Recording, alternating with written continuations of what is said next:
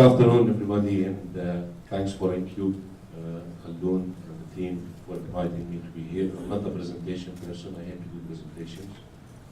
I talk better than presentations. So the way I want to start with you is just to tell you stories about my kids. We sit here, we plan, we forecast, we estimate what's going to happen in the future.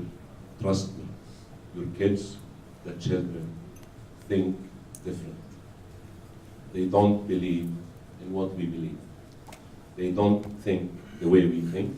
They don't see future the way we see the future.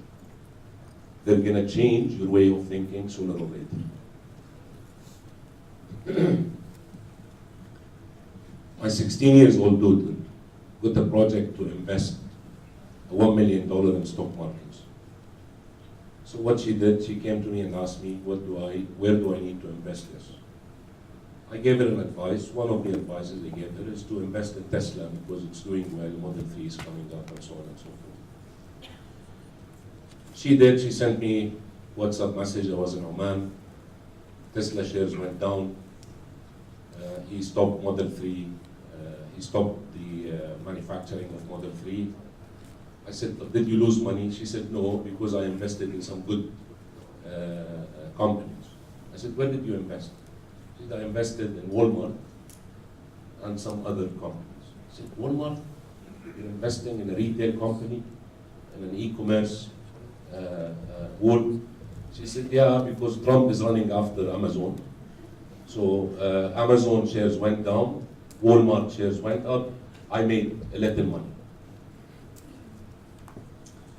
The thing that she triggered for me, when I was 16 years old, what is it that I was discussing with my father? What topics do I talk with my father when I was 16? The other daughter got a project in economics at school. She's 17. And she came to me and said, that was 2 years ago, by the way. She said, I want to do grocery shopping application. I said, this is the best idea I want to make. Yeah. Grocery shopping application is the best. I was in logistics. I worked for Aramex for so many years, and grocery delivery was something that we looked at, and it was at the time in the past a hot topic, and then it died. It did not work actually, and people still wanted to go to the retail stores. And I said, okay, if you want to do that, do it. She did it. She did a very nice project. I was not too serious looking into it. 1 year later, I got plenty of offers on my table for grocery delivery applications. Why I did not listen to my daughter and invest in something like that? Because grocery shopping is one of the fastest growing new e-commerce projects in the Middle East, and it's expected to be a huge market. And retail shops on the grocery side are facing challenges. The other day I was watching the McDonald's movie.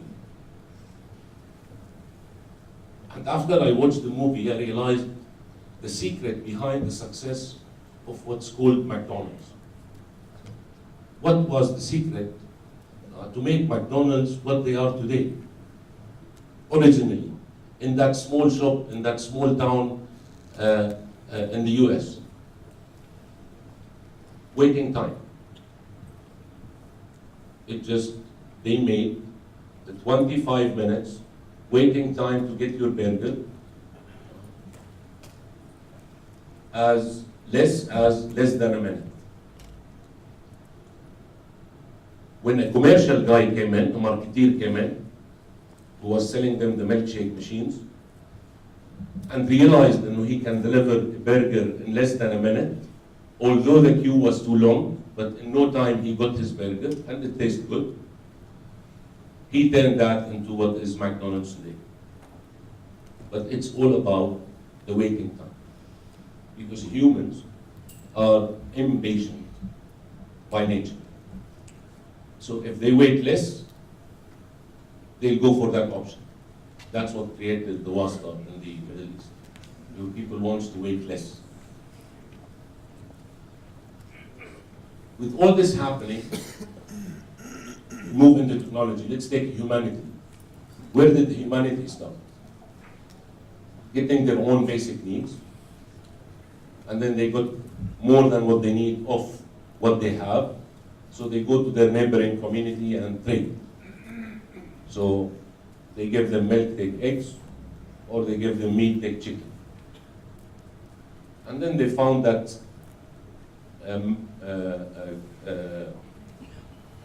yellow steel on the ground, and they realized that no, it's a good material, so they started to trade against it. So everything is traded against this gold. And they used to carry it in stones. Then they make it into coins, and then because of the supply and demand, those coins' value went up. So they found silver, so they created coins of silver. And then from there, silver went up because of supply and demand again. Commodity is the commodity, it's the same. So they created, what do you call it, the dirhams, the steel thing. And then people came and said, why do you carry coins? And said, give it to us, and we'll give you note that you have this much. So they gave them a paper saying, you have with me 1/10 of a gold a coin, or a gold coin, or 2 kilos of gold, or 5 kilos of gold. And that note is what we know today as currency. Currency is banknotes, actually. It's called, the original name of it is banknotes, which tells you how much gold you have in the gold reserve at the bank. And then they change it into basket of foreign currency and all this stuff. That's on the offline world. That's humanity. On trade, they started trading, and then then they went into gold and currency and the commerce laws and international trade and all this stuff. Go to the online world, the virtual. The younger, the more virtual. The younger you are in age, the more virtual you are. And that we know from the internet consumption. The maximum I do in a month is maybe 5, 6, 7 gigabytes with all the movies I watch and with all the WhatsApp messages that goes back and forth. Zina is 30, 35, 40 gigabytes. She's 17 now. Kareem, 100, 120, 150.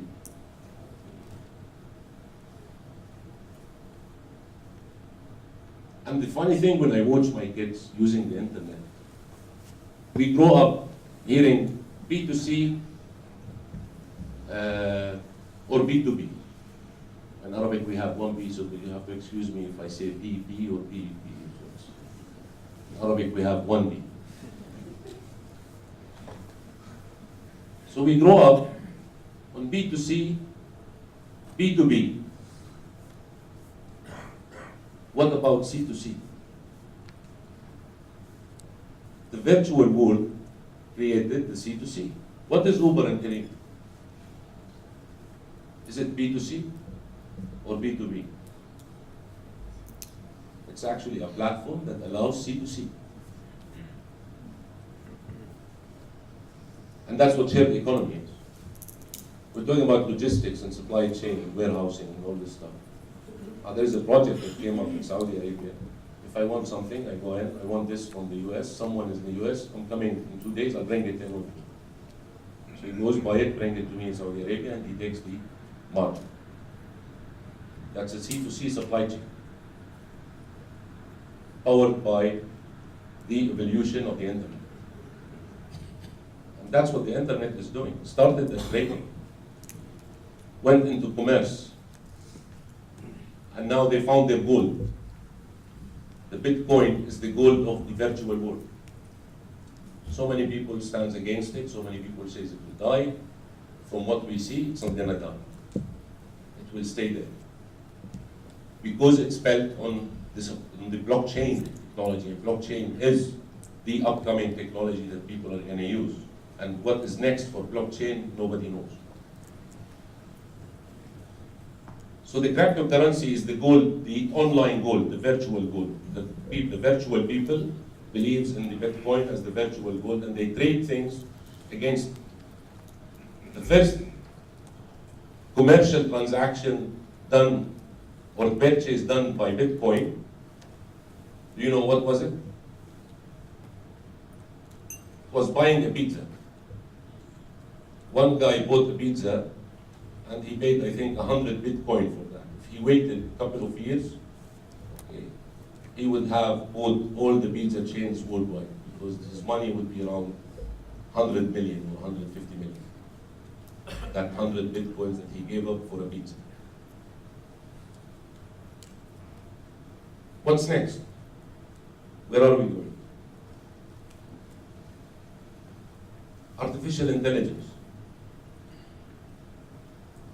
Big topic. Because today, with the, and I can tell you, when Facebook wanted to do their own language, they killed the project, because they reached a stage where computers started to come up with words they don't understand. So they suspended the project. Daddy's Car is a song done by artificial intelligence. Go to YouTube, Daddy's Car, lyrics, music, all done by artificial intelligence. The artificial intelligence, I was in a session the other day with someone. Artificial intelligence today is as smart as a mouse.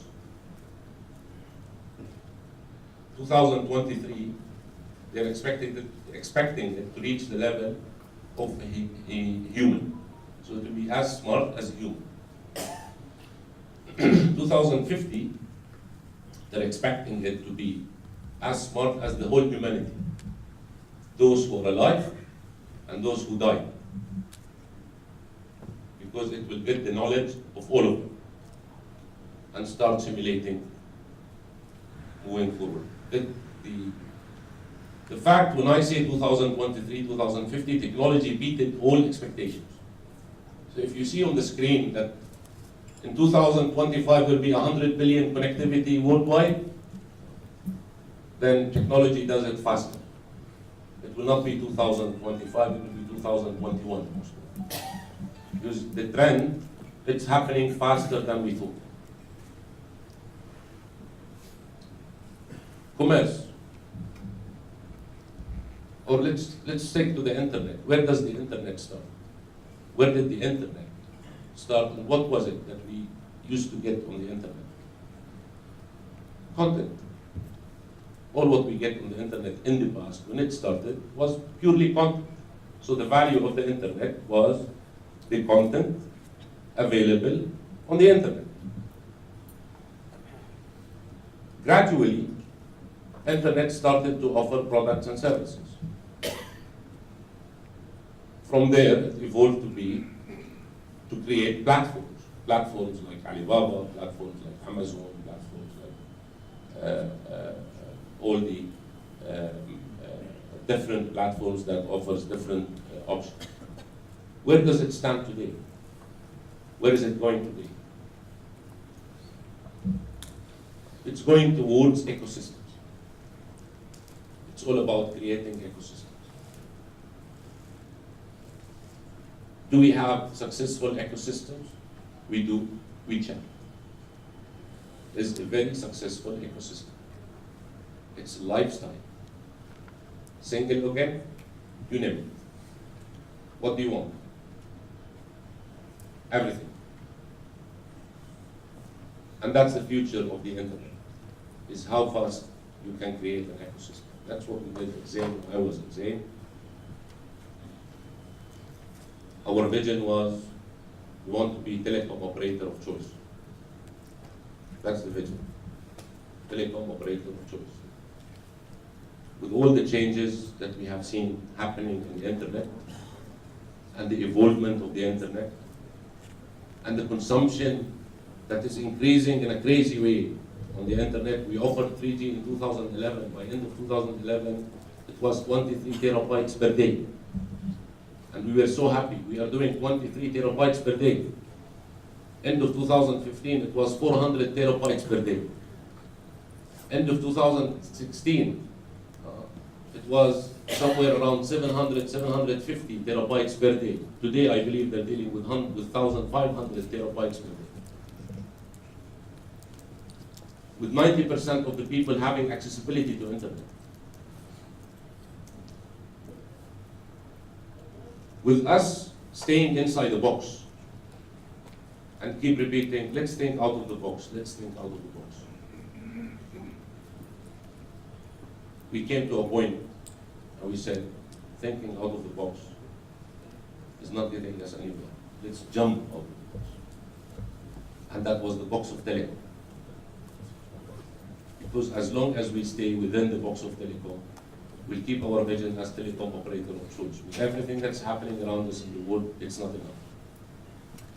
What we need to be is the lifestyle enabler of choice. So we decided, yeah, we want to be the lifestyle enabler of choice, serving home, consumer, transportation, businesses, and all this stuff. How? And how can we reach that? And then WeChat was the answer, by creating the right ecosystem. We own the internet. We provide the internet. We invest heavily in providing this internet, in buying frequencies, in putting up infrastructure. So we can create an ecosystem that can help people to have an easier life, because as McDonald's, it's all about simplifying processes. What people want and pay money for is simplifying processes. The allocated income they spend on telecom is negligible compared to the allocated income they spend on everything else.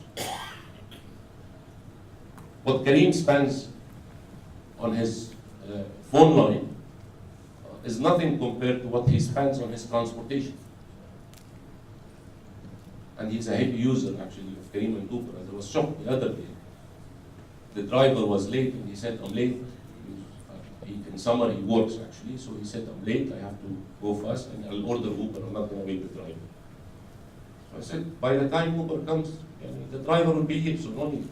No, I'll just order Uber. So he ordered Uber. And I saw him, he just pushed the button on his phone, put the phone aside. In seconds, he put the phone up again. I need to go. I said, why? He said, 1 minute, the driver will be here.